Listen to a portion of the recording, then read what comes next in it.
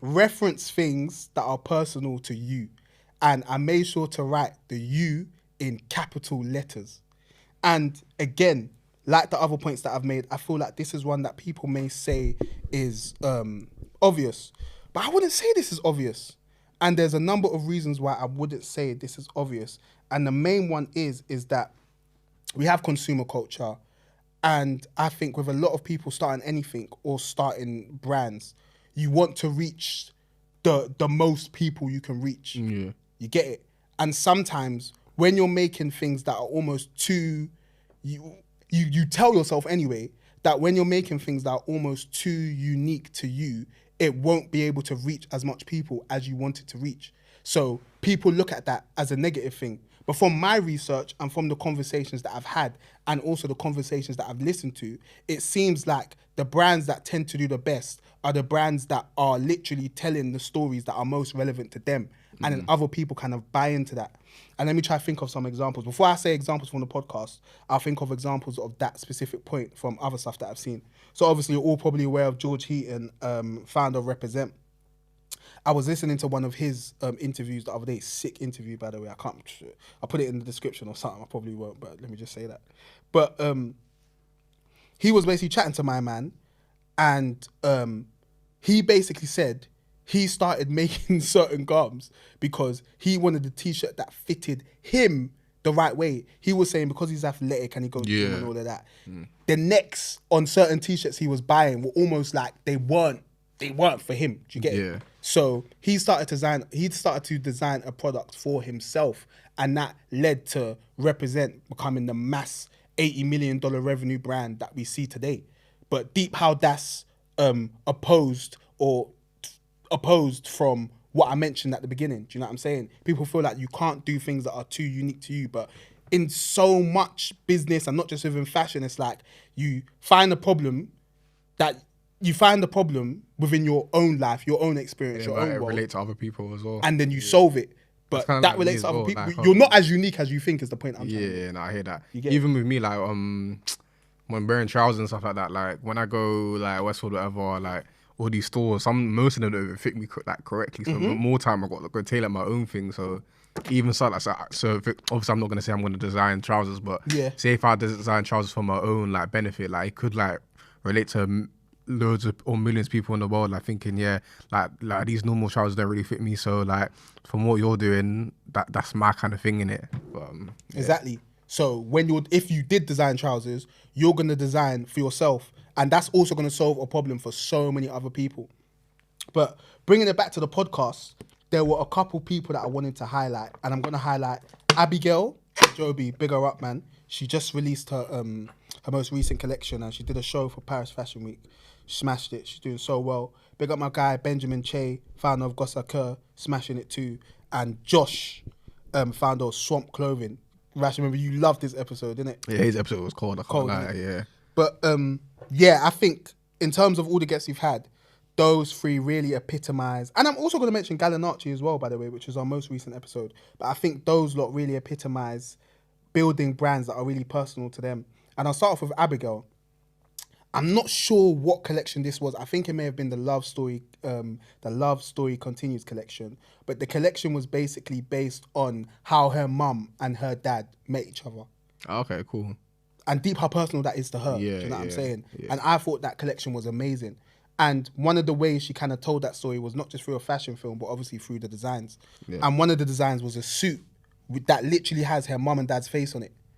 Yeah, deep how personal that is, bro. Yeah, that's cold still. But that is cold. You get it? If Abigail had said to herself, people won't care about this, it's too personal to me, it's too unique to me, people won't even know it's my mum and dad, then she would never have done it. But that point I just made about people wouldn't know whether it's her mum or dad, I think it's important for me to highlight that point in particular because that's why the story becomes so important and how you tell the story. Because I think when you're referencing, this is going to be quite verbose, yeah? But I kind of compare it to like Marvel, like Easter eggs. You get what I'm saying? Yeah. I think what makes Marvel so special is because although it's a series of loads of different films, it's tied together by small, subtle references. Yeah. And people love that. And I think with fashion, the best brands that are really kind of able to build almost like a universe are the ones that are able to do that. Do you know what I'm saying? It's the ones where, okay, somebody may see Abigail's suit, yeah, or her design that have the print of her parents on it, and they may think, wow, who's that? Do you get it? But it's intrigued them. And then cool, it's intrigued them, and they thought, got them thinking, innit? It's got them thinking, and then they thought, damn, I'm gonna find out who this is. Now they've gone to see how Abigail has told that story, and then they've seen the film, and then they're like, oh my god, it's her parents. You get it? And then that's one little Easter egg that has enabled someone to buy into Abigail's brand story. Do you get the point I'm trying to make? Yeah, fact. Get it? So big up Abigail and that, man. I love how personal her collections are. And I think with Abigail making that fashion film, for me, I love like people with brands like promoting their brand that way, because some people might not even know their story. So it's like, how are they actually meant to get their message out there? So with things like short documentaries, like fashion films, I think that's a really like innovative way of like getting your brand out there and getting the audience to know your story better and stuff like that. So I think more brands should kind of like take note of that. Obviously, I know everyone's gonna do a fashion film, but maybe like a campaign, like something like that, just to like get your story out there and then see what it's saying. 100%, and trust Rash to say that, because obviously he's the visuals man. You get it? So he knows how impactful that sort of content is. So I'm really happy that you kind of emphasize on that point as well, because it's all about telling that story, and visual arts or film or whatever, photography is an incredible way to tell that story. And what's the word? Explain those references that people see on the garments, you know what I mean? So continuing on this point, Benjamin Che, founder of Gossa Kerr, I love how personal the brand is to him. Like, Gossa Kerr in French means kid at heart, child at heart. And Benjamin, throughout the episode, was basically telling us that from young, that's how people have kind of perceived him, do you know what I'm saying? Although he's obviously mature, great guy, he's got that childish, almost like innocence to him as well, and that childish curiosity, do you know what I'm saying? And that's something that drove him to start his brand, and that's something that he kind of references through his different collections.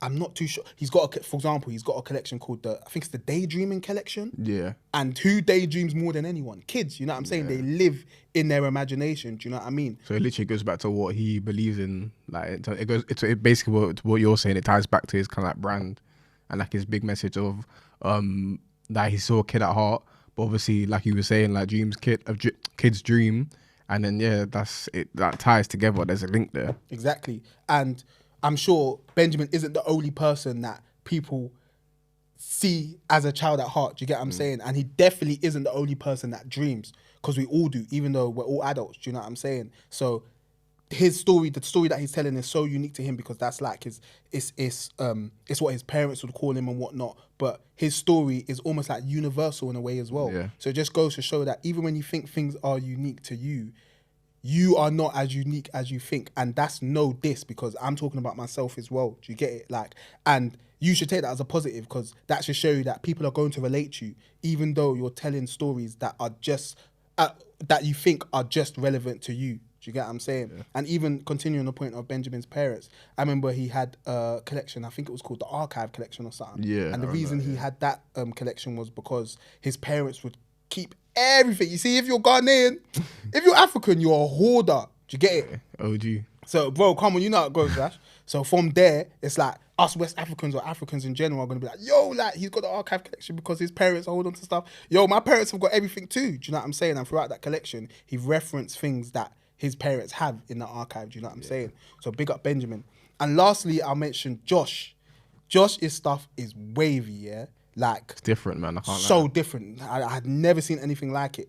And it's interesting with Josh because at the time, he didn't have that much of a personal brand. So when I decided to reach out to him, it was purely out of the fact that I rated his designs so much. And also, his designs, going back to the point about his references being unique, the stories he was telling through his garments were quite cryptic in a sense. So they'd intrigue me because I would kind of guess why designs were the way they were, but I couldn't get the full story. So what did I do? I got Josh on here to basically tell those stories. And his explanation for the stories were quite like mad as well. Some of them, I can't remember specifically what he said, but from the long lines of like, he's like, there was like one of like, a mountain and he was looking down, like a bird was looking down from the mountain, or something along those lines. In it is that, but the explanations for his designs, like it's proper in depth, like, and then that's kind of what you want from like a brand owner. Like you want like each piece or each collection kind of like to mean something and not just throw it out there just for the sake of it. But yeah, Facts. And you know what, Rash, I'm happy you said that as well,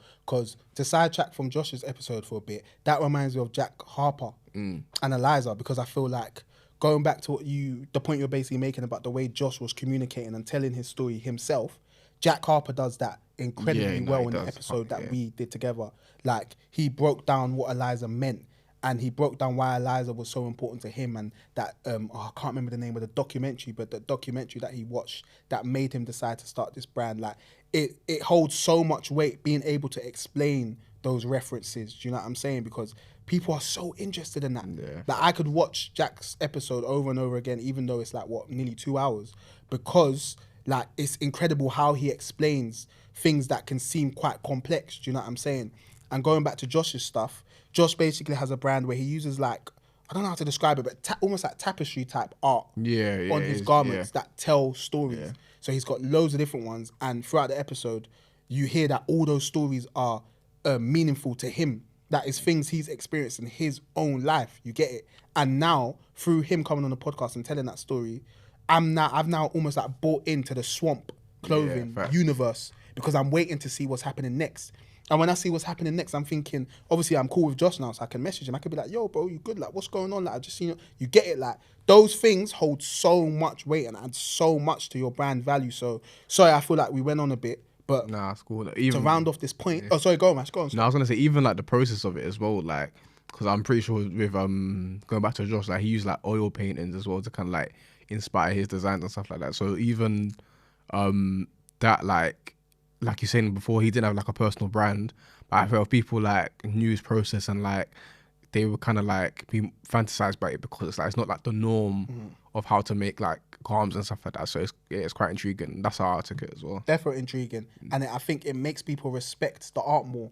It makes people almost respect the garment more, because he kind of broke down the work that goes into it. Do you know what I'm saying?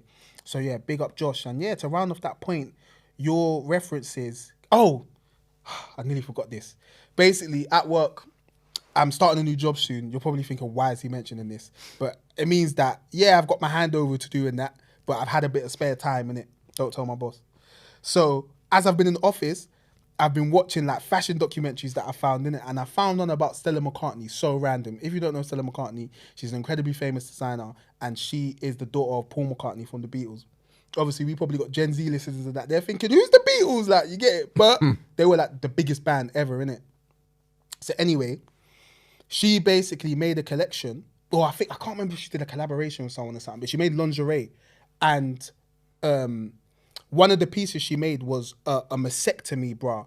If you don't know what a mastectomy is when a woman has breast cancer, unfortunately, and they have to get one of their breasts taken out.